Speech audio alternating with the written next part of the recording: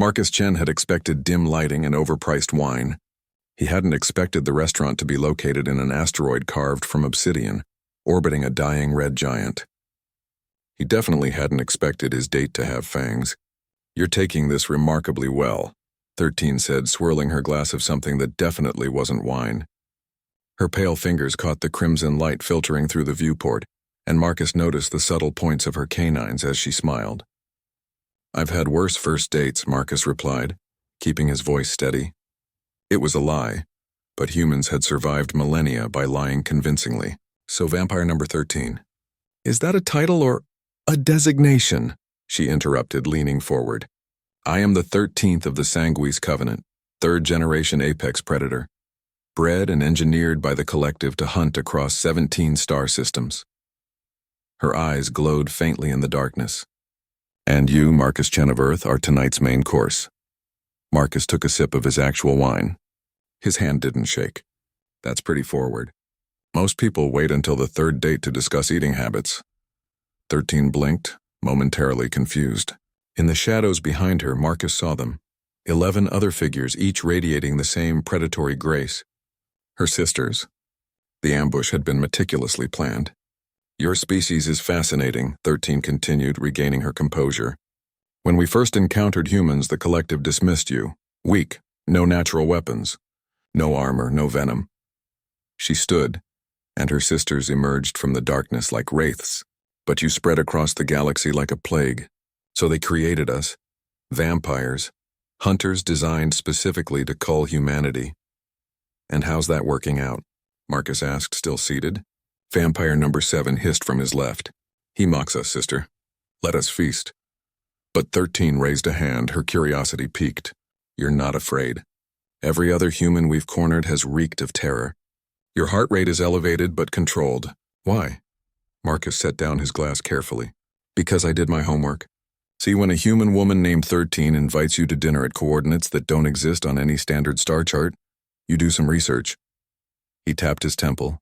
"Humans are good at research. It's kind of our thing." "Research won't save you," number 4 growled, circling behind him. "No," Marcus agreed, "but pattern recognition might. The Collective created you 3 generations ago. 13 generations of vampires, all numbered, all unleashed on human colonies." He looked directly at 13. "But here's the thing, I couldn't find records of vampires 1 through 12 anywhere." The room went silent. "They failed," Marcus continued. "Didn't they? Every previous generation sent to hunt humans, and they all failed. Not because we're stronger or faster, but because we're adaptable. We're stubborn. We're creative in ways that terrify engineered perfection." 13's expression hardened.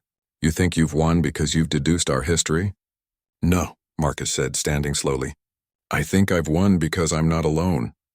The lights blazed to full brightness. The restaurant staff, all human, dropped their disguises and raised weapons. Not plasma rifles or laser cannons, but something far more primitive and far more terrifying. Pressurized garlic aerosol, UV floodlights, and good old-fashioned wooden stakes launched from pneumatic cannons. "Silver doesn't work on you," Marcus explained as chaos erupted. "We checked. But garlic compounds interfere with your enhanced respiratory system. UV radiation disrupts your cellular cohesion. And kinetic trauma to the heart? That's universal." He ducked as number 7 lunged, only to be tackled midair by 2 human operatives. 13 moved with impossible speed, but Marcus had anticipated that too. He pressed a button on his watch, and electromagnetic pulse grenades detonated throughout the asteroid. The artificial gravity failed. The lights flickered. In zero-gravity combat, humans had the advantage. Centuries of space adaptation, of working in environments that wanted them dead, had taught them to fight in 3 dimensions while their opponents floundered. "You were engineered to be perfect hunters," Marcus said, grabbing a handhold as 13 floated past, disoriented. "But perfection is brittle. Humans? We're built on millions of years of making do with good enough. We adapt. We improvise. We overcome." The battle was over in minutes. 11 vampires subdued, bound with restraints specifically designed for their physiology. Only 13 remained free, held at gunpoint by 3 operatives. Marcus floated over to her, gravity still offline. "Here's what happens next. You and your sisters are going back to the Collective. And you're going to deliver a message. Stop sending predators to hunt us. We've been the prey before. We survived. We evolved. We became the dominant species on a planet that tried to kill us every single day. He leaned closer, his voice dropping to a whisper. You want to know why you really failed? It's not because we're stronger. It's because we've been fighting to survive since we crawled out of the oceans. Every predator, every disease, every disaster, we survived it all. You were designed in a laboratory to be efficient killers. We were forged in the hell of natural selection. 13's eyes blazed with rage and something else. Respect, perhaps, or recognition. The collective won't stop. Then we'll keep winning, Marcus replied simply. That's what humans do. We don't give up. Ever. As the human extraction team secured the vampires for transport, Marcus retrieved his jacket from the coat check. The maitre d', Captain Sarah Rodriguez of the Terran Defense Initiative, approached him.